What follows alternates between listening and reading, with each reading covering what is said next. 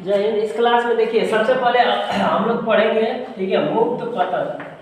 ठीक है, क्या पढ़ेंगे? मुक्त पतन के बारे में। मुक्त पतन को इंग्लिश में जानते होंगे फ्री फायर। फ्री फायर मत करना, नहीं तो पिटाई करेंगे।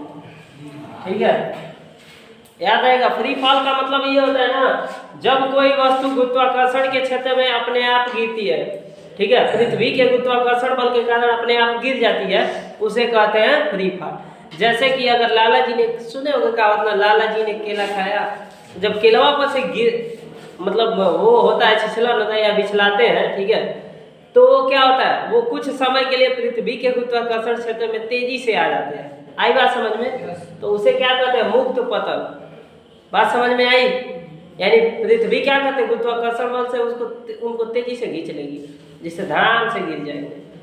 आई बात समझ में? वैसे तो पृथ्वी हमको खींच ही रही है, बात समझ में आ रही है ना, लेकिन वो चीज दूसरा हुआ है। गुरुत्व तो मुक्त पतन का एग्जाम्पल समझ में आया।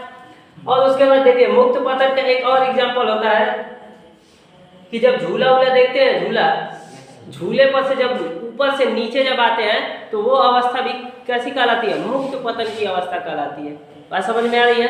यानी जब ऊपर से नीचे आते हैं तो कुछ ऐसा होता है कि पेटा में सब ये निकला, कुछ निकला होता है, फिर ये ऐसा होता है। तो वो उस कंडीशन में जब हम ऊपर से नीचे आते हैं तो क्या होता है? मुक्त पतन की अवस्था कहलाती है। जैसे गिरे तो गिरने के बाद ऊपर सब बॉडी का भार ऊपर ही गया ना, ऊपर के बाद तो फिर नीचे आएगा ना, तो वो कहलाती है मुक्त अवस्था। क्लियर? या मुक्त पतन कहलाती है।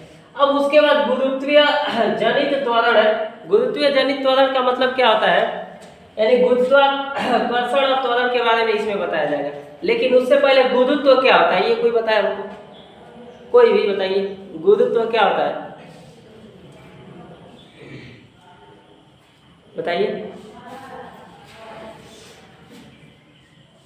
गुरुत्व को इंग्लिश में क्या बोलते हैं? ग्रेविटी। ग्रेविटी का मतलब हम बता चुके हैं, पहले ही एकदम शुरुआत में पढ़ा है।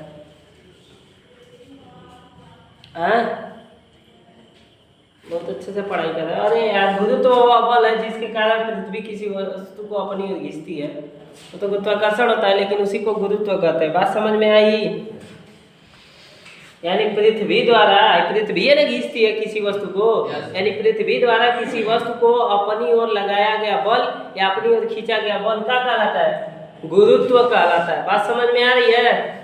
हाँ बेटा, अब हेडिंग इस बार गुरुत्वीय जनित त्वरण या गुरुत्वीय त्वरण, दोनों का मतलब एक ही होता है। ठीक है, अब उसके बाद आती है कुछ बात, जो गुरुत्वीय त्वरण होता है उसे किससे प्रदर्शित करते हैं? स्मॉल जी से। आई बात समझ में? और उसका मात्रक क्या होता है? मीटर पर सेकेंड स्क्वायर। ये पीछे पढ़ा चुके होंगे शायद। ठीक है, अब उसके बाद नोट करके हम लिखवाए। पहला नोट क्या है बताइए? जब हम झूले से ऊपर, हाँ, तो वो तो मुक्त पतन की बात हो गई। जैसे झूले से ऊपर से नीचे आते हैं तो वो मुक्त पतन कहलाता है। क्लियर? अब उसके बाद लिखवाया है कि जो जी का मान होता है, स्मॉल जी का मान, स्मॉल जी जो होता है प्रत्येक जगह, यानी धरती पे क्या प्रत्येक जगह स्मॉल जी पाया जाता है, यानी गुरुत्वीय त्वरण पाया जाता है। बट एक कंडीशन होती है, जो स्मॉल जी का मान क्या होता है?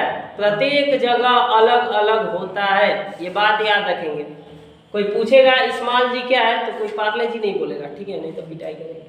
तो स्मॉल जी क्या है? स्मॉल जी क्या है? गुरुत्वीय त्वरण होता है। आई बात समझ में? जो पृथ्वी द्वारा किसी वस्तु पर लगाया जाता है। बात समझ में आई?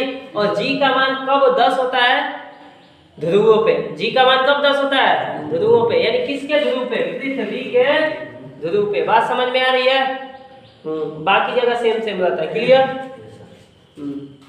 चलिए, हो गया। चलिए देखिए, यहाँ पे आप दिया है कि कर्तन जी तथा स्मॉल जी में संबंध। ठीक है, देखिए ध्यान से, ये क्या है? एक गोलाकार है, पृथ्वी है, और यहाँ पे क्या है? ये पृथ्वी है। ठीक है, पृथ्वी का द्रव्यमान क्या होगा? लिखे पृथ्वी का द्रव्यमान यम, और उसमें त्रिज्या यहाँ से यहाँ तक की दूरी क्या कहलाती है? त्रिज्या कहलाती है। त्रिज्या आर हो, और वस्तु का द्रव्यमान, वस्तु क्या है? पृथ्वी से कुछ ऊंचाई पर है। आई बात समझ? जैसे ये पंखा है, कुछ ऊंचाई पे है ना पृथ्वी से, उसी तरह एम क्या है? वस्तु का द्रव्यमान है, यानी पंखे का द्रव्यमान मान सकते हैं। ठीक है, यानी उसका वेट। अब उसके बाद देखिए, F बराबर क्या होता है? हम पढ़ाए हैं पीछे, F बराबर G M1 M2 upon R square. पढ़ाए ना, ये फार्मूला पढ़ाए ना। तो F बराबर G m1 m2 की जगह क्या आ जाएगा, एक पृथ्वी का द्रव्यमान और क्या आ जाएगा, एक वस्तु का द्रव्यमान G m small m capital M है, ठीक है, और बटे में क्या आ जाएगा r स्क्वायर। अब देखिए न्यूटन के दूसरे नियम के अनुसार क्या होता है कि F बराबर जो होता है, F बराबर क्या होता है, m इंटू जी होता है, यानी m का मतलब द्रव्यमान और गुणे गुरुत्वीय त्वरण। बात समझ में आई? अब यही मान हम रख देंगे, ठीक है, तो यहाँ पे रख दीजिए अगर f का मान, ठीक है, तो m इंटू जी होता है, m इंटू जी बराबर क्या आ जाएगा, g m स्मॉल m और बटे में r स्क्वायर। तो ये देखिए ये बटा में क्या है, मतलब एक होता है, स्मॉल m से स्मॉल m कट जाएगा कि नहीं कटेगा, तो यहाँ पे g का जो मान हो जाएगा g कैपिटल M और बटे में r स्क्वायर। इससे देखिए एक बात तो पता चलती है कि जो g का मान है, ठीक है, स्मॉल g का मान है वस्तु के द्रव्यमान, छोटा वाला m था ना वस्तु का द्रव्यमान, तो स्मॉल g जो होता है यानी वस्तु के द्रव्यमान पर निर्भर नहीं करता। वस्तु को किलो का रहे ऊपर से आएगा तो उस पर गुरुत्वीय त्वरण लगना ही लगना है। बात समझ में आई?